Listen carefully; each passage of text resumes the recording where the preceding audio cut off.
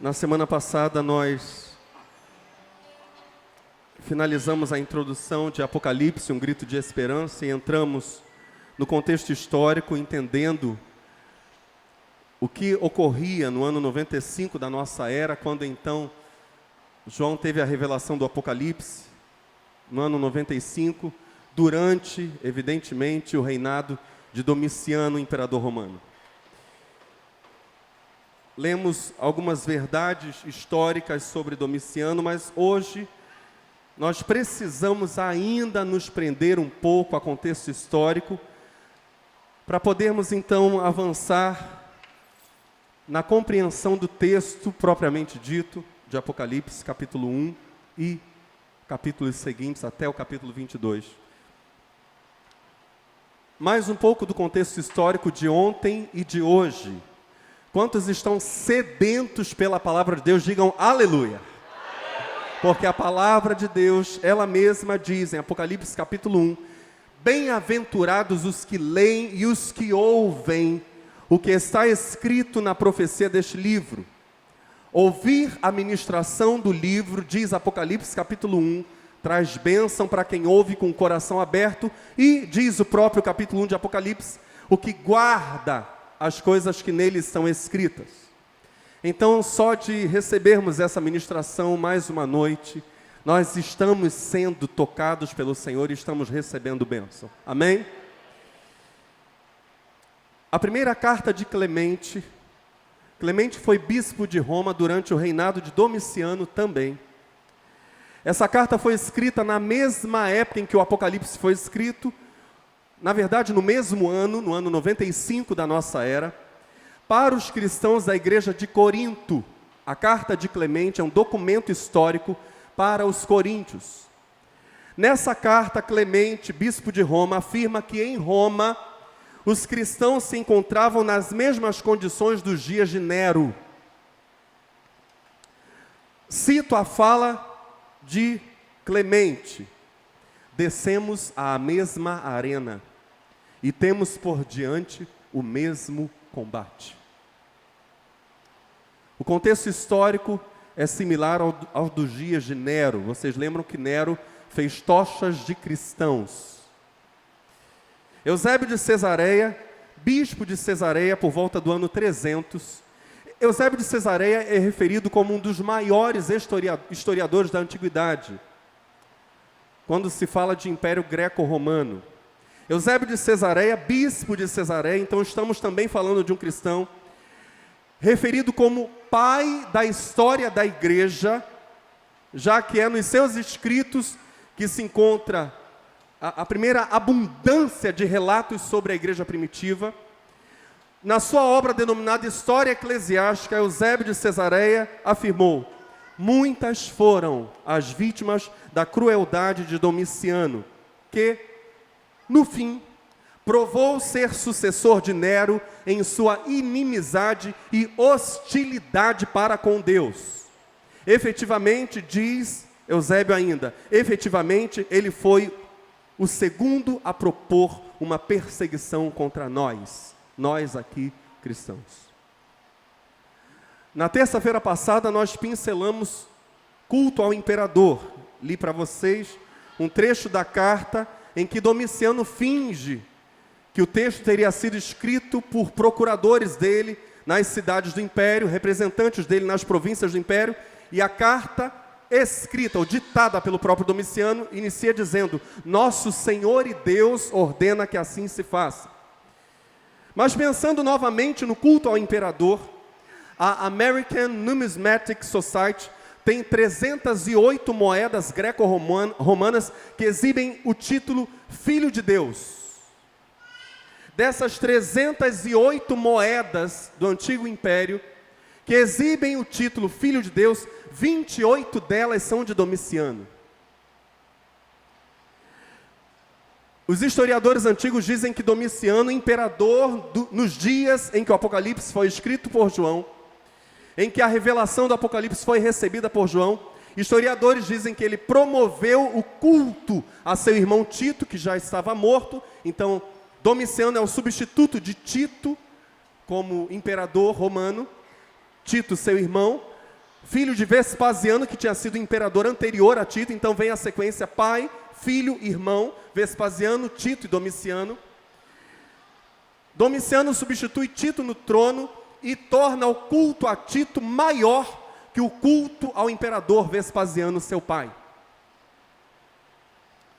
Mas quanto ao caráter dele, algo interessantíssimo aconteceu, um dado histórico que salta aos olhos, que é chamado de damnatio memoriae.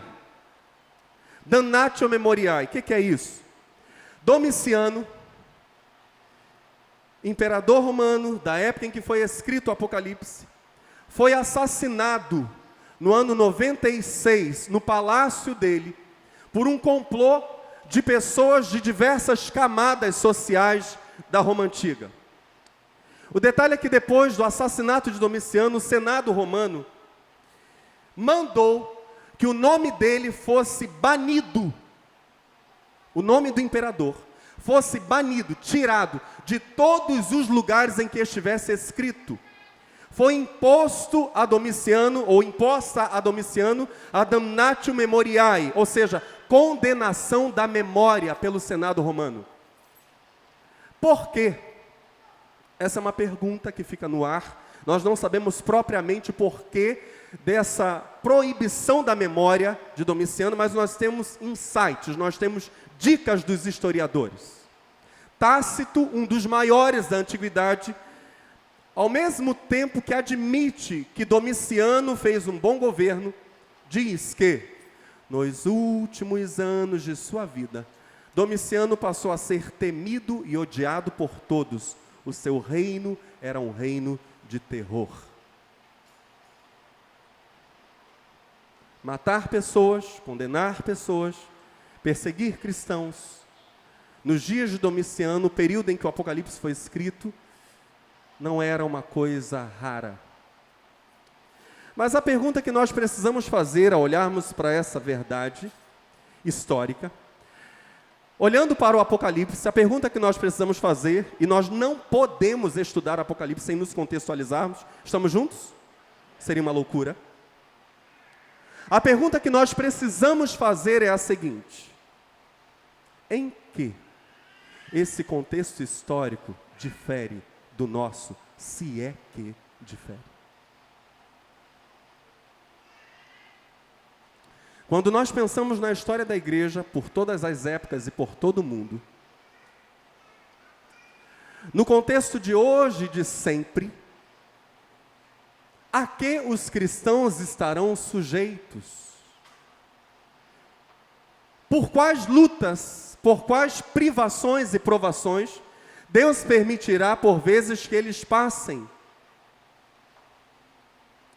E com que propósito? Nós precisamos começar por uma fala de Jesus em João capítulo 15, verso 17, na verdade a partir do verso 17, quando o Senhor diz: este é o meu mandamento, amem-se uns aos outros. Amém? Amem-se. Se o mundo os odeia, tenham em mente que antes me odiou. Se vocês pertencessem ao mundo, ele os amaria como se fossem dele. Todavia vocês não são do mundo, mas eu os escolhi, tirando-os do mundo. Por isso o mundo os odeia. Lembrem-se das palavras que eu lhes disse: nenhum escravo é maior do que o seu senhor. Se me perseguiram, também perseguirão vocês. Se obedeceram à minha palavra, também obedecerão à de vocês. Tratarão assim vocês por causa do meu nome, pois não conhecem aquele que me enviou. Há um discurso equivocado, inclusive em livros evangélicos de autores renomados, afirmando que o mundo não vem para Cristo porque a igreja a igreja cristã oferece um evangelho sem a graça. Eu preciso deixar bem claro aqui, ao estudarmos Apocalipse, que Jesus diz outra coisa.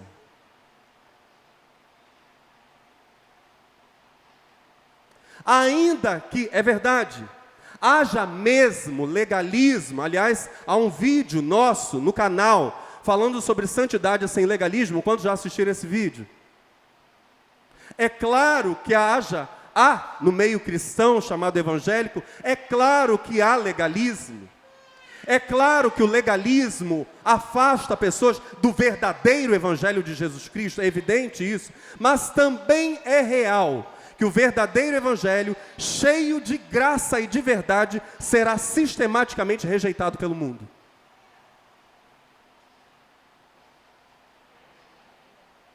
É o que Jesus falou.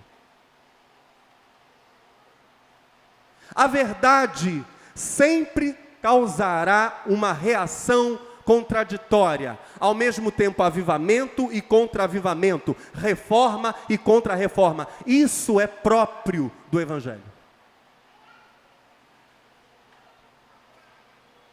Estamos juntos no pensamento, meus irmãos? É o que Jesus falou. Quem quiser ser simplista e dizer, as pessoas não vêm para Cristo porque a igreja é legalista, está esquecendo o que Jesus disse sobre um mundo que vai odiar a igreja.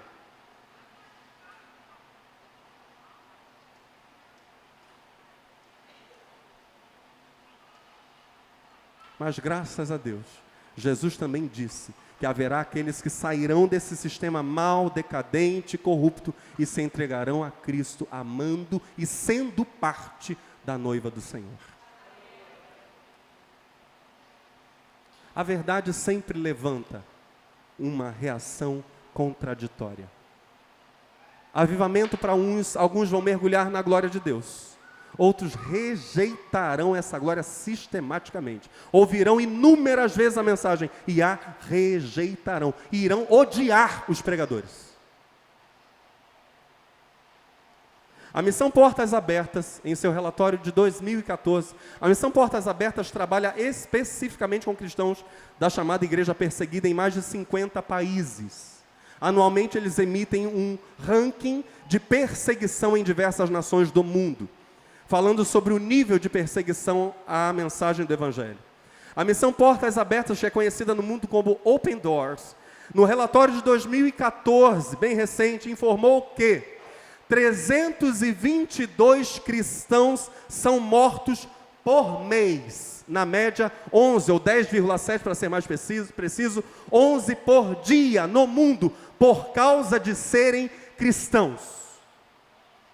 Não é por outro motivo. 322 cristãos são mortos por mês, a maior parte deles, diz a Missão Portas Abertas, no seu relatório de 2014, a maior parte deles vítima do extremismo islâmico. Ao todo, no ano, são quase 4.000 mártires cristãos, para ser mais exato, 3.900 anualmente. Esse número está crescendo a cada ano, viu, meus irmãos? Esses dados de 2014 já não mais correspondem ao que está acontecendo agora no mundo. Eles já estão ultrapassados. A revista Veja informou que em 2015, no Iraque, 70% dos cristãos deixaram o país, 70%. 70% dos cristãos deixaram o país desde 2003 para fugir da perseguição terrorista dos muçulmanos. 2014 diz uma reportagem da Veja, não é uma revista cristã, é uma revista secular. 2014 foi o ano da era moderna em que mais cristãos, diz a Veja, foram perseguidos, torturados, presos ou mortos por causa de sua fé. 2014. Em fevereiro de 2015, o Estado Islâmico, não sei quantos acompanharam isso, divulgou um vídeo em que 21 cristãos coptas são decapitados à beira-mar. Telejornais do mundo inteirinho divulgaram o ato. Até o governo do Egito, um país com enorme número de muçulmanos, reagiu contra o Estado Islâmico com bombardeios. Nós vamos avançar ainda hoje na compreensão do texto, mas nós não podemos ignorar o fato de que o Apocalipse é um grito de esperança em todas as épocas, em todos os locais, para um povo que em todos esses locais e épocas é mesmo o povo da cruz.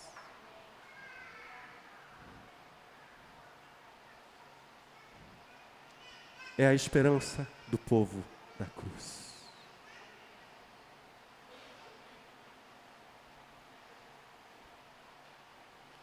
Pergunta para o seu irmão, você está pronto?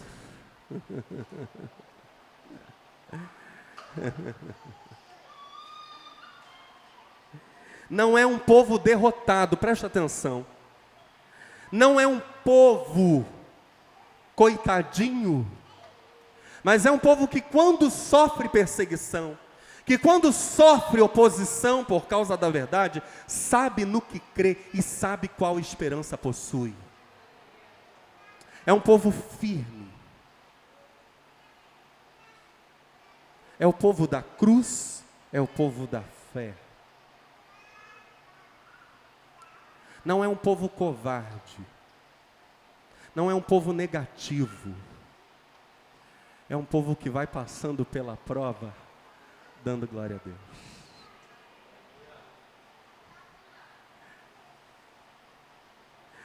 É verdade, meus irmãos, que todos nós, de diferentes maneiras, sofreremos oposição por causa do Evangelho. Eu não estou falando sobre inimizade natural, eu estou falando sobre oposição por causa do Evangelho. Mas também é verdade que jamais estaremos sós. Jamais. O Senhor jamais abandona o seu povo. Eu quero exibir 2 vídeos para vocês. O primeiro agora, que fala justamente sobre os cristãos coptas em 2015.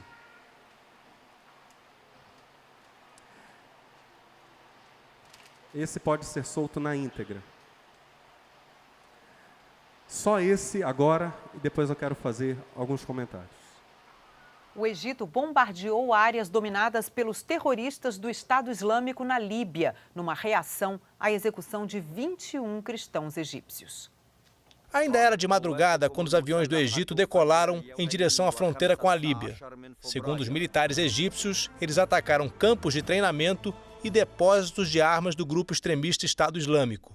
Logo em seguida, caças da Força Aérea que responde a um dos grupos que comandam a Líbia bombardearam alvos no litoral norte do país, nos arredores de Derna, perto de onde se acredita que os cristãos foram mortos pelo Estado Islâmico.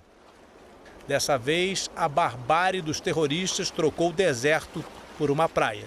Os assassinatos teriam sido em alguma data entre dezembro e janeiro, mas o vídeo só foi divulgado ontem à noite pela internet. E dessa vez teve até título: uma mensagem assinada com sangue para a nação da cruz. Quando os 21 cristãos ficaram de joelhos à espera da morte, o chefe do grupo disse que estava ao sul de Roma, numa referência ao Vaticano, e ameaçou os cristãos do mundo inteiro. As novas vítimas do Estado Islâmico foram para a Líbia em busca de emprego na construção civil. Encontraram um país que, desde a queda do ditador Muammar Gaddafi, vive praticamente sem governo e sem lei, com diversos grupos disputando o território. Os ataques aéreos aconteceram só 12 horas depois da divulgação do vídeo e foram os primeiros admitidos oficialmente pelo Egito contra o Estado Islâmico. E os egípcios agora prometem mais. Dizem que vão continuar respondendo aos terroristas como e quando acharem necessário. A França e a Itália pediram que a crise da Líbia e a resposta aos terroristas sejam discutidas com urgência no Conselho de Segurança da ONU. O presidente do Egito, o general Abdel Fattah al-Sisi, declarou luto oficial de 7 dias e disse que os ataques aéreos foram uma resposta a assassinos que não demonstram qualquer sinal de humanidade.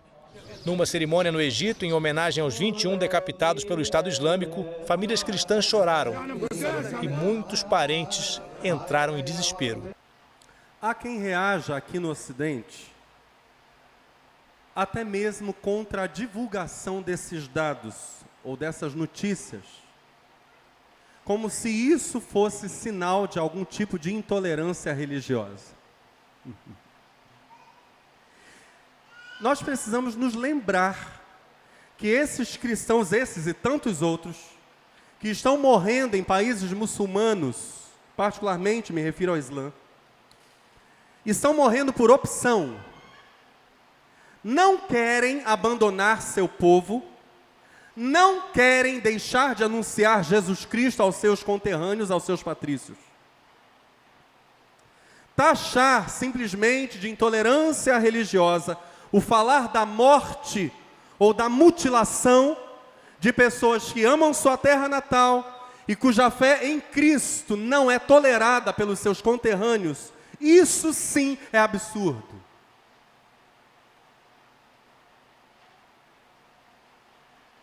Isso é absurdo. Os mártires precisam ser ouvidos. Eles não são uma voz que pode ser silenciada por um discurso politicamente correto. Não são. O número de notícias vindas de agências missionárias seríssimas, como a Missão Portas Abertas mesmo, como a Junta de Missões Mundiais da Convenção Batista Brasileira, nossa convenção, sobre a dura perseguição que cristãos estão sofrendo em pelo menos 50 países. O número de notícias é abundante. Você vai entrar no site de Portas Abertas, você vai ficar perplexo. É todo dia, é toda semana. Muita coisa a mídia não divulga porque nem daria para divulgar. Teriam que ser telejornais apenas sobre perseguição religiosa. Isso seria inviável.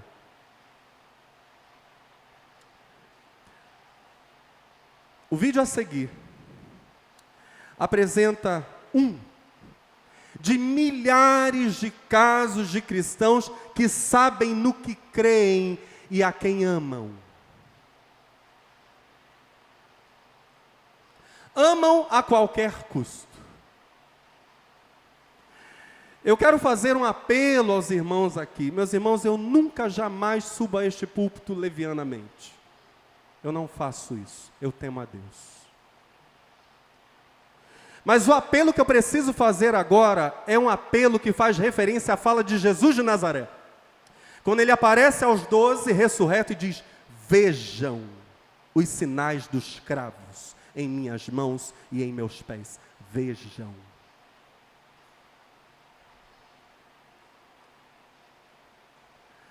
O testemunho que nós vamos ver encontra é um eco dessa fala de Jesus.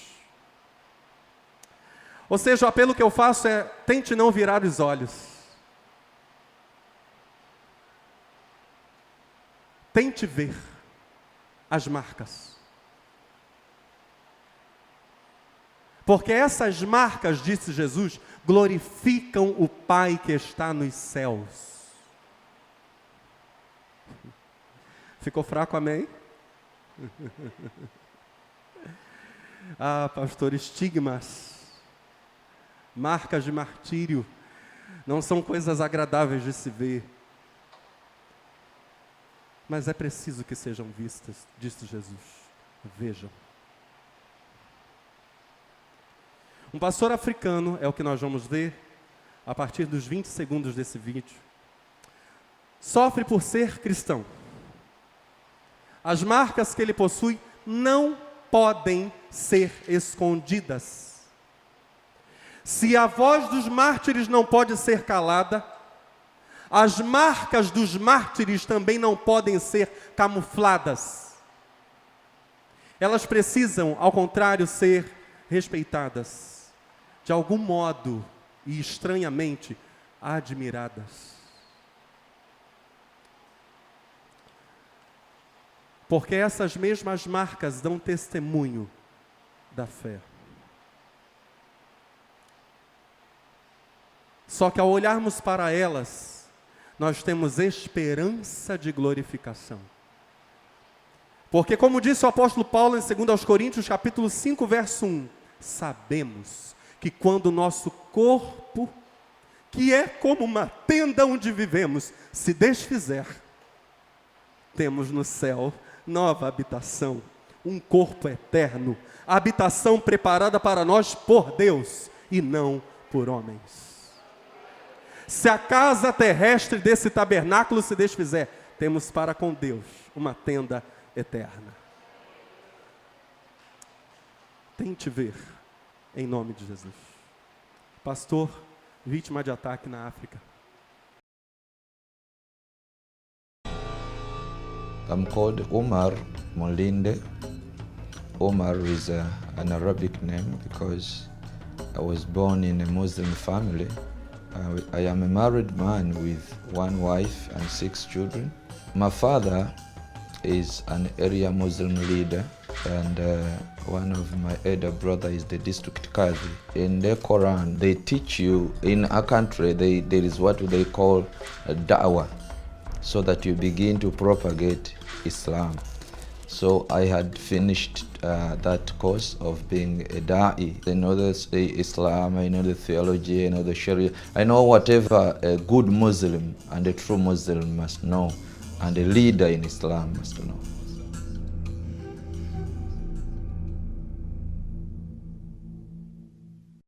In December 24th of 2011, as I started earlier, in the morning time, you were probably planning for Christmas the next day. What was going on? And walk us through the 24th. As I was going out, near my car, somebody stood in front of it. And it was a little bit dark, and he stood in the dark. And then another one was this side. So as I was going to the car like this, I saw somebody. Then I see this one. But this one is in the dark. And this one said, "Pastor." He wanted me to turn my face. That's what I know. Because he said, "Pastor, help me." So I'm going to open the car. Then somebody is calling from this side. Yet he wanted me to give him the full face, to pour acid. But when he said, "Pastor," my mind said, he is in the dark. Why is he calling me?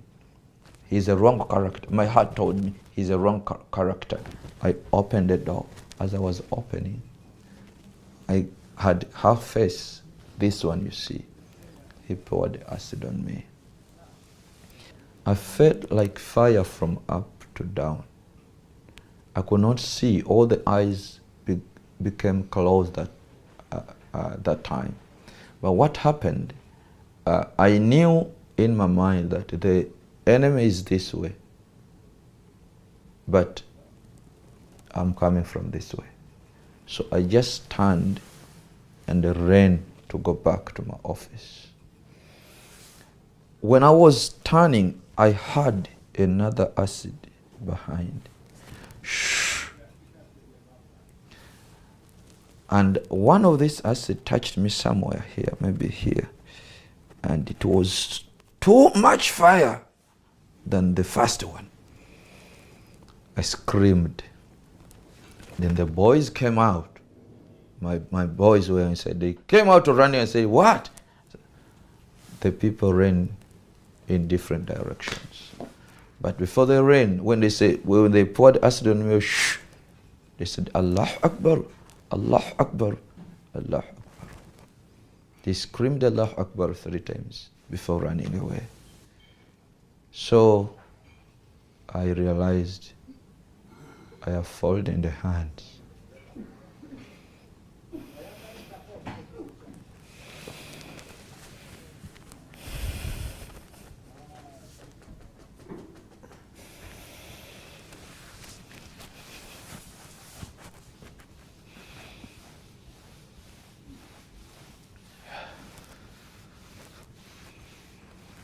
It's okay.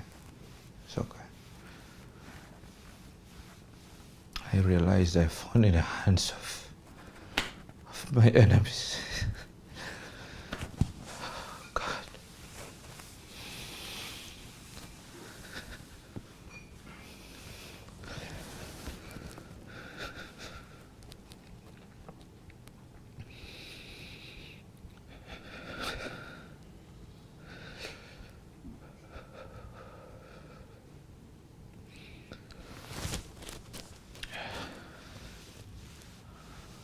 So my boys organized and they took me to hospital.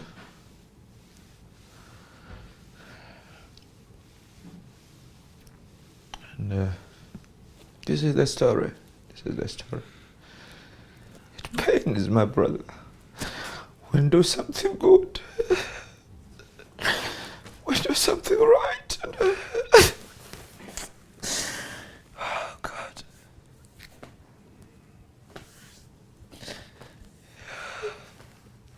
It's not because of this that I'm crying. Of course not.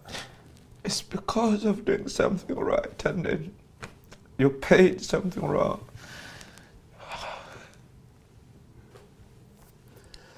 You know as well as I do, there's evil in the world, and there's evil in people. I know. But you should be dead. How come you're not? God is mighty. If you had to share a short message with people listening that will watch this, whether in America or Andrea or Jewish people, what would you like to tell them? Mainly Americans, God Almighty has given you the grace. Whatever you do in America influences everybody in the world. You have that grace. One thing that Islam is doing to defeat you is causing you to be coward and fearful, to stand up and speak against the invasion of Islamization which is going on in your country. Stand up before it's late. North Africa is the part of Africa which first embraced Christianity. It was defeated by intimidation and threat. If you get afraid today, within time, you will find your children and your grandchildren being Muslims and torturing other people. Stand up now and defeat the challenge of the global Islamization agenda. And that is what I'm telling even Christians. We speak as Christians today, talk about places like Ephesians, the letter of Paul to Ephesians. What is Ephesians right now? Check the place and see. They don't have a church. Check the place of the church of Antioch. Where was it? Check the places of all these places where Simon Peter and preached the gospel. Paul went on with his missionary journeys. You will find that Islam has got a challenge which is on a door, and instead of standing up, we are not going to stand up in arms, but we are going to stand up in the word of God. Let's not fear to open up and stand and speak the truth. Otherwise, if we don't stand now, it will be too late within coming years. One thing which I want to leave with you, all of people watching me, is that if you know that what you are doing is right, stand boldly and proclaim it. Don't fear. The spirit of darkness use intimidation. Don't be intimidated. People fear to die, but Jesus said, do not fear those who kill the flesh. He knew they would try to kill us. And Jesus said, whatever message I give you underneath the bed, stand at the roof and declare it. That means Jesus knew that we will be intimidated, and he did not tell us only to run, but he said, don't fear them. The word don't fear is more clear in the book of Matthew chapter 10. And when Peter was persecuted and intimidated, what happened? Bible says he was scourged in the book of Acts of the Apostles. He was beaten. But Peter said, I cannot stop to speak what I have heard and what I have seen. Ladies and gentlemen, it's a high time. If it is the truth, let's stand and speak it. If we are the light of the world, it's the time we shine before it's late. God bless you. Thank you very much. I got to get one more thing, because that was very powerful. We're going to show this to a lot of Jewish people in America. What's your challenge to Jewish people to support Israel? The Jewish people, I am a former Muslim. Have no doubt about that. I hated Israel even before knowing where it is found on a map. The challenge between the fight and the hatred against Israel is more so of a religious motivated thing than a political. you must know there are some people standing somewhere in the places of worship, brainwashing people that the nation of Israel has no right to exist. When you give them Gaza, they will need East Jerusalem. You give them East Jerusalem, they will need Jerusalem. You give them Jerusalem, they will take Tel Aviv. You will have no state. What I'm saying is that don't sell your land for peace. Stand and resist the evil. Stand with your nation, you must have a nation. I was a Muslim, I'm speaking the truth. The teaching of Islam does not see Israel on the map. They don't teach that there is a nation called Israel. So for every child who is coming up, he's working for the destruction of this nation. There are a few others who are not, but they are working for this destruction. So you give them a leg, they will take a waist, and you give them a waist, they will take a chest, and then they will take a head. Let's stand for the truth. If it is truth, stand for it, and the God of the Bible will defend your land.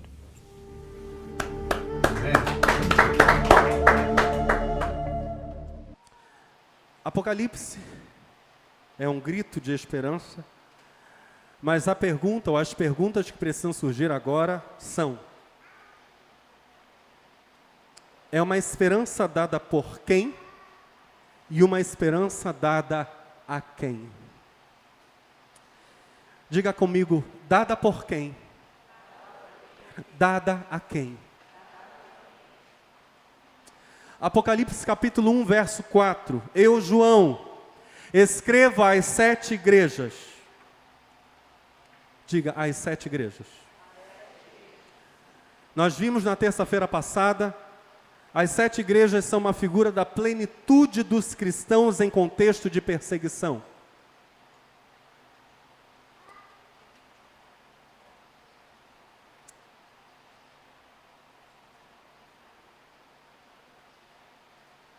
O que nós vimos não é ficção, viu, gente?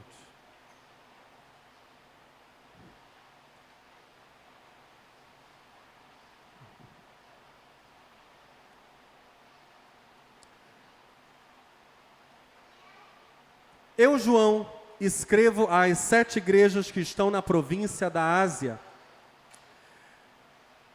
João, inspirado pelo Espírito Santo, na verdade, obedecendo uma ordem expressa de Jesus, o que vês, escreve às 7 igrejas da Ásia. Ele endereça o texto a igrejas reais da Turquia, como foi dito na terça-feira. Hoje, Turquia, na antiguidade o nome não era esse, Ásia Menor.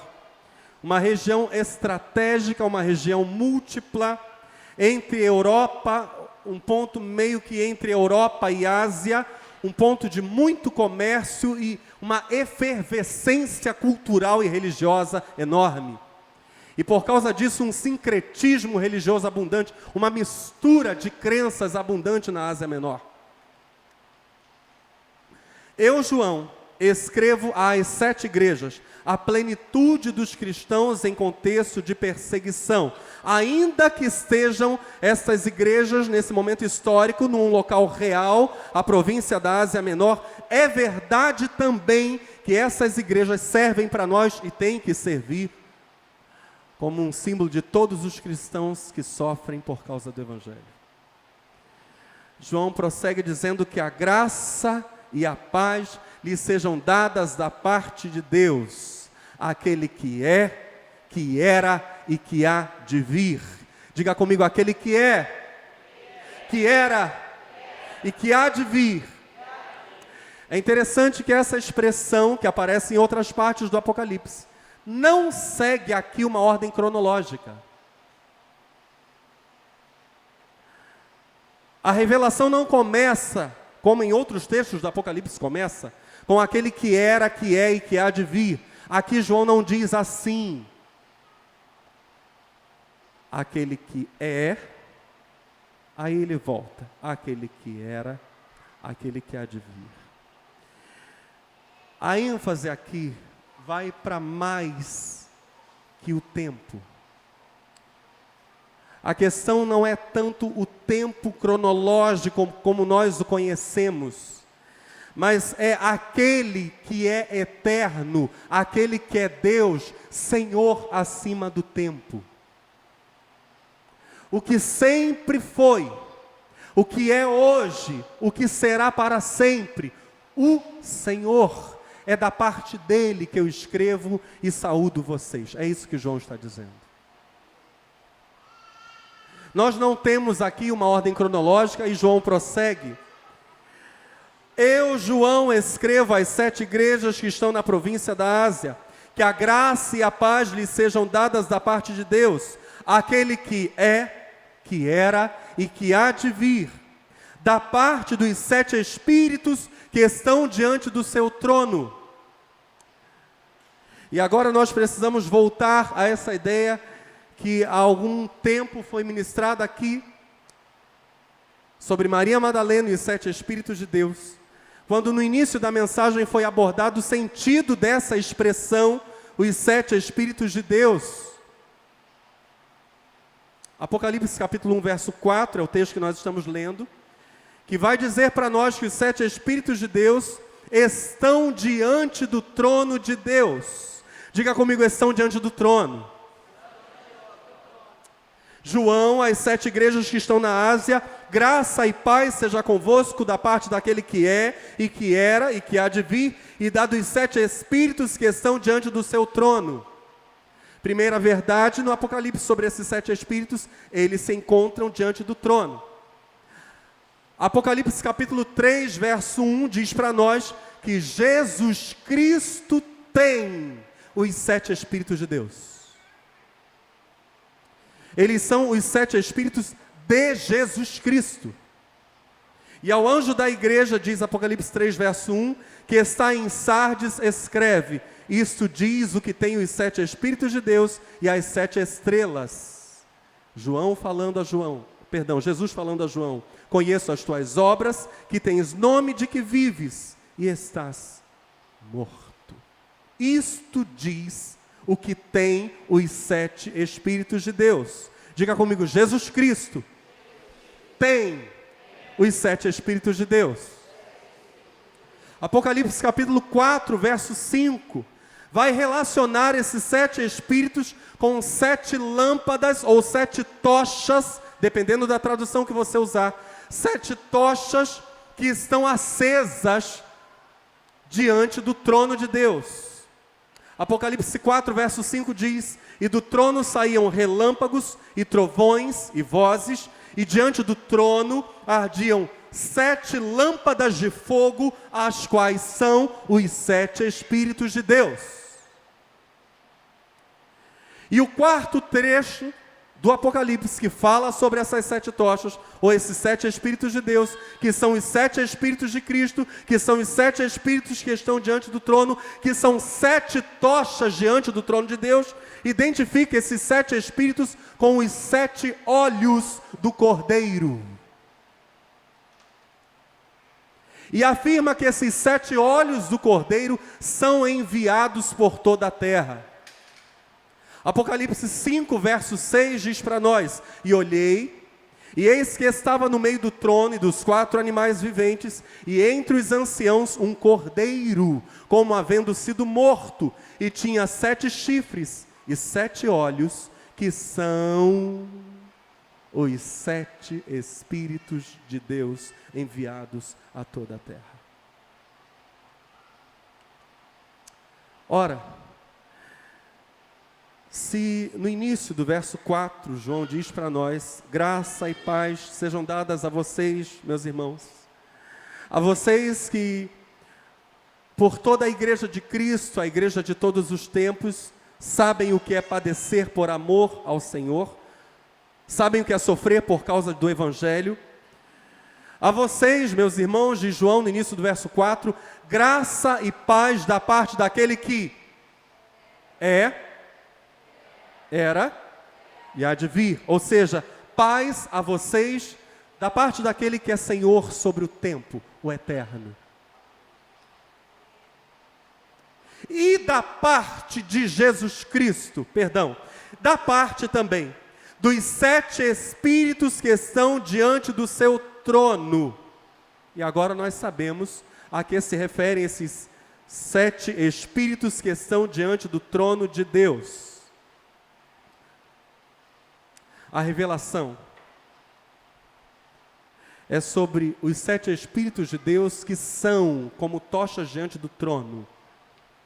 Diga comigo, a luz de Deus. Preste atenção. Eles são a luz de Deus. As tochas diante de seu trono. Estão em Cristo como 7 olhos. O seu saber. O seu tudo ver. O seu tudo conhecer. Estão enviados por toda a terra. Quem for possuidor dos 7 Espíritos de Deus que se movem por toda a terra, verá as coisas na claridade de Deus.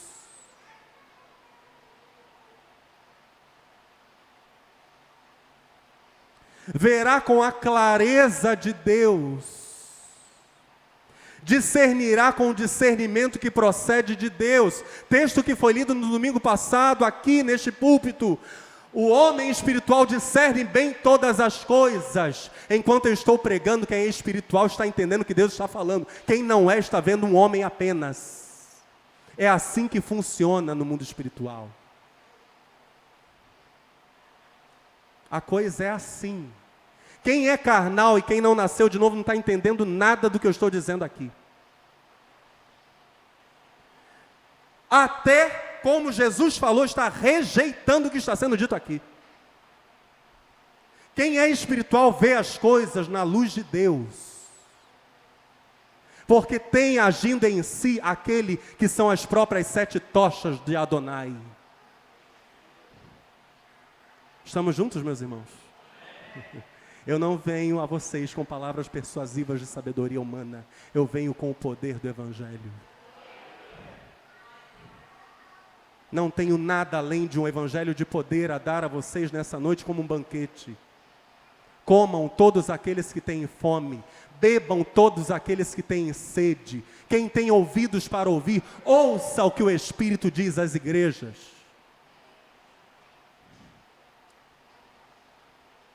Os 7 Espíritos são a luz de Deus, são as tochas diante do trono de Deus, estão em Cristo como 7 olhos, estão enviados a toda a terra, evidentemente disponíveis a todo aquele e aquela que tem fome e sede de Deus. E se houver alguém aqui nessas condições, que diga amém.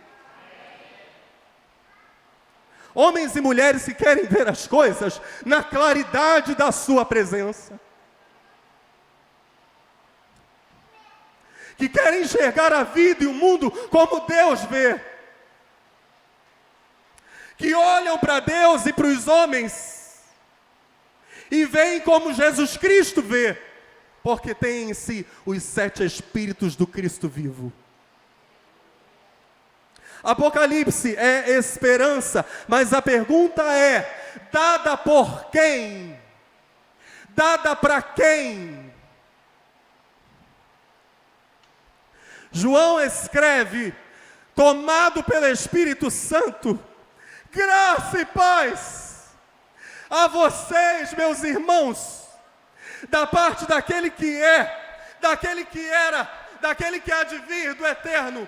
Meus irmãos, graça e paz a vocês da parte dos 7 Espíritos de Deus que estão diante do seu trono. Vocês o conhecem.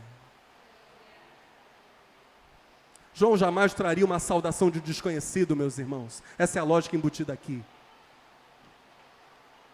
Quem está em Cristo conhece esses 7 Espíritos. E da parte, diga comigo, e da parte de Jesus Cristo.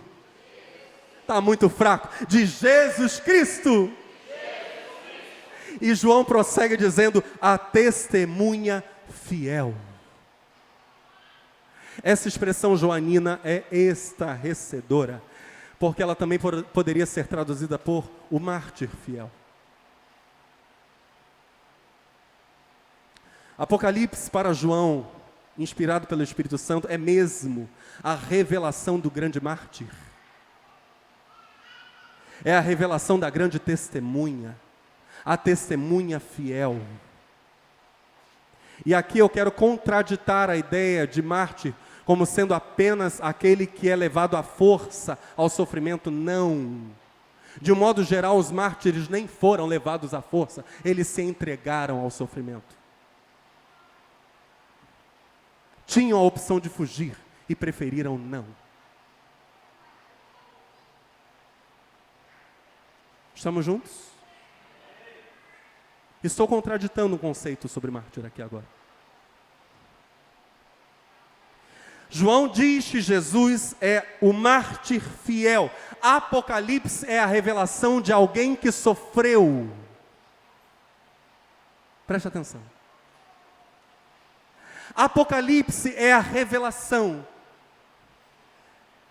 é o desnudamento da pessoa que deixou sua glória para dar testemunho da verdade a pecadores. Isto é Apocalipse.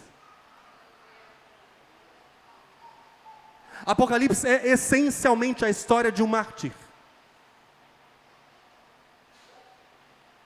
Ele, diz João, é o primeiro filho que foi ressuscitado e que governa os reis do mundo inteiro. Veja o contraste. Diga comigo, a testemunha fiel governa os reis do mundo inteiro. Aleluia. Apocalipse não é a revelação de alguém que sofreu e ficou na morte. Não é a revelação de alguém que sofre e fica desamparado, mas é a revelação de quem sofre e é exaltado. E sendo assim a revelação daquele que sofre e é exaltado, torna-se consolo para todos os que sofrem e esperança de que todos os que por ele sofrem, também à semelhança dele, serão exaltados. Isto é Apocalipse.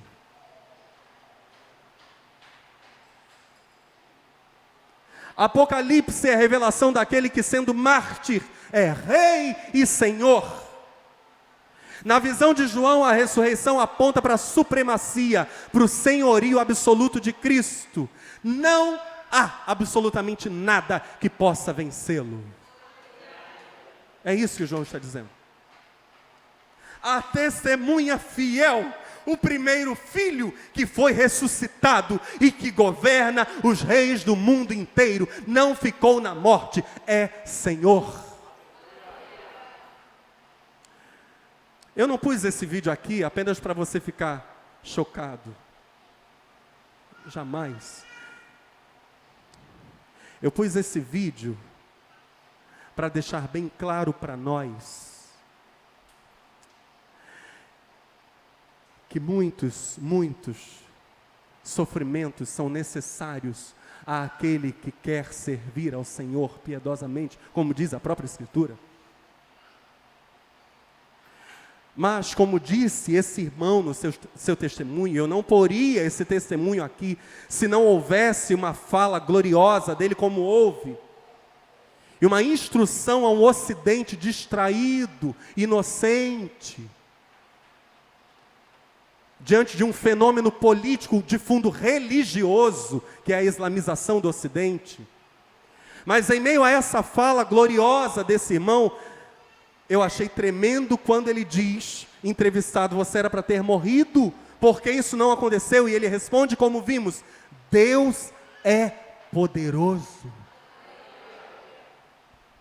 Um homem que está com o lado direito do rosto totalmente destruído. Deus é poderoso. Deus é poderoso. Deus é poderoso. Deus é tremendo.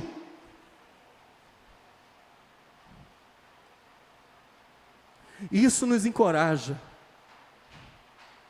Estava olhando para a pessoa dizendo, meu Deus, Estou pronto para tudo, Jesus.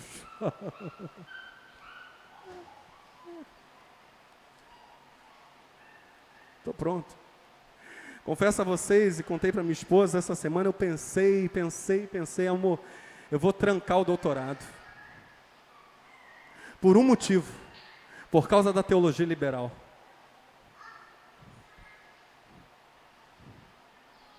Sou inimigo dela. Ela matou a fé na Europa. Não sou teólogo liberal, sou teólogo ortodoxo conservador. Aí eu fui para os pés do Senhor ontem. Senhor, Jesus, eu estou nos embates terríveis, vocês não têm noção, meus irmãos, dos embates, isso está mexendo muito com a minha cabeça. Embates teológicos, com doutores. Senhor, se o Senhor me permitir, eu vou parar. Sabe o que Jesus me falou? Eu te pus como Jonas. Não fuja.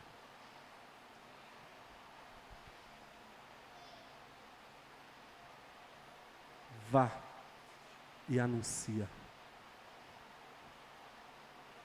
Vocês sabem, minha esposa contou aqui, Jesus me colocou como primeiro colocado no processo seletivo do doutorado. Jesus fez isso. Um Daniel ali no meio de um monte de leões. No principal centro teológico da América Latina. Ateísta. Tem muita coisa boa, mas tem muita coisa terrível. Que eu digo para minha esposa, amor, jamais vou te contar. Eu vou morrer com essas coisas.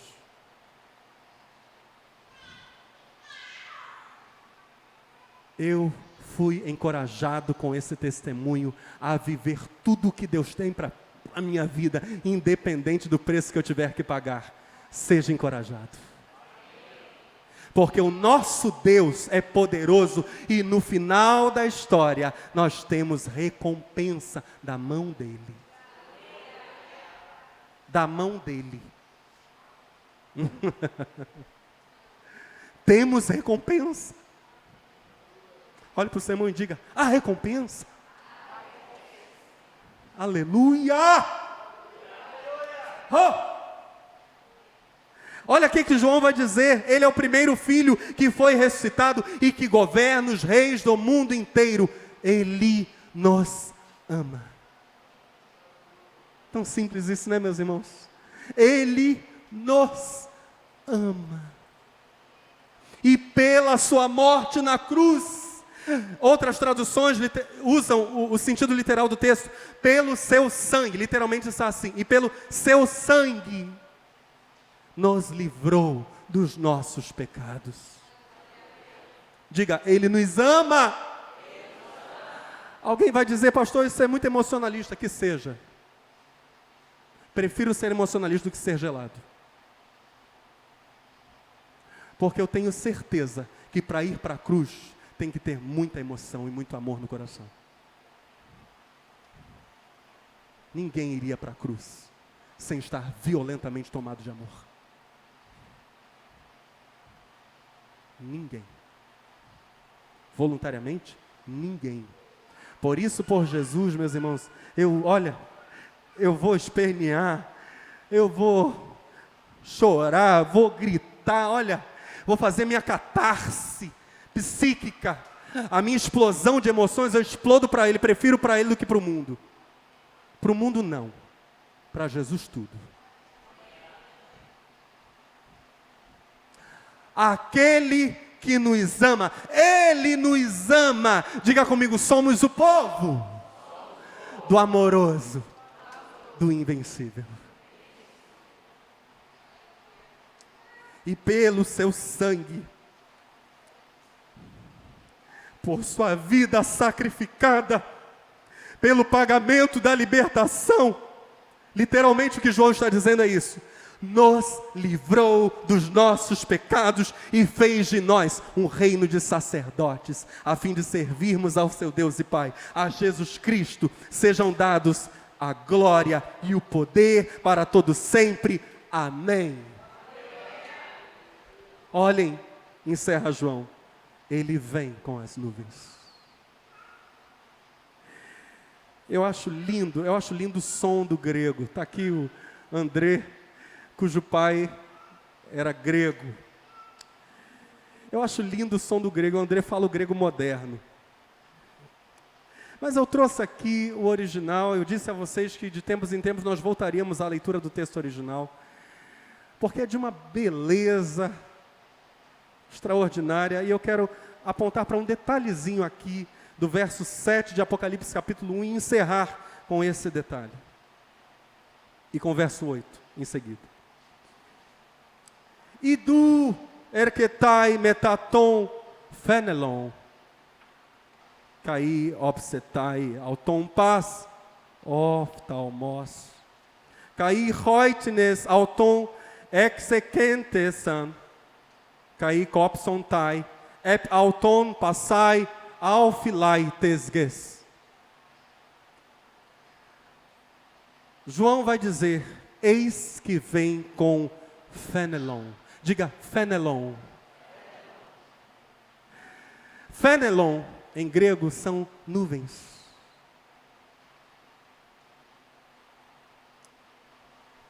Olhem. Olhe para o seu irmão e diga, olhe. Parece que a fala aqui é um apelo a que se veja antes que a coisa seja visível. Vejam, ainda não dá para ver, com os olhos naturais não é possível, mas vocês que são da fé conseguem ver. Vejam.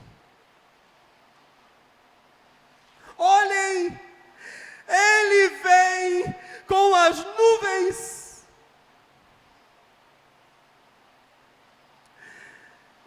E phenelon pode aqui bem ser uma referência às hostes celestiais. Há milhões e milhões de seres que de tantos que são, mais se parecem uma nuvem gigantesca se aproximando. Isso concorda em ideia com Mateus capítulo 25, que diz, Jesus terminou dizendo, quando o Filho do Homem vier como Rei, com todos os anjos, ele se sentará no seu trono real. Todos os povos da terra se reunirão diante dele, e ele separará as pessoas umas das outras, assim como o pastor separa as ovelhas das cabras. Todos o verão, até mesmo os que o atravessaram com a lança. Todos os povos do mundo chorarão por causa dele. Certamente será assim. Amém. O que vemos é um Senhor Rei, outrora morto, ressurreto, o invencível, aquele que por sua morte na cruz nos livrou dos nossos pecados, fazendo de nós um reino de sacerdotes, e como tais, sujeitos também a sermos mártires à sua semelhança. João encerra essa sequência citando as palavras de Jesus que diz, eu sou. Vamos falar juntos? Eu sou o Alfa e o Ômega. Diz o Senhor Deus. Vamos juntos? Diz o Senhor Deus, o Todo-Poderoso, que é, que era e que há de vir. Leio na tradução de Portugal, chamado o livro, que diz, eu sou o A e o Z. O princípio e o fim de todas as coisas, diz o Senhor Deus, que tem todo o poder e que é, que era e que virá outra vez. Ou seja, eu sou, diz o Senhor, a origem e o destino de todo o universo. Tudo só tem resposta em mim e tudo tem que convergir para mim, diz o Senhor.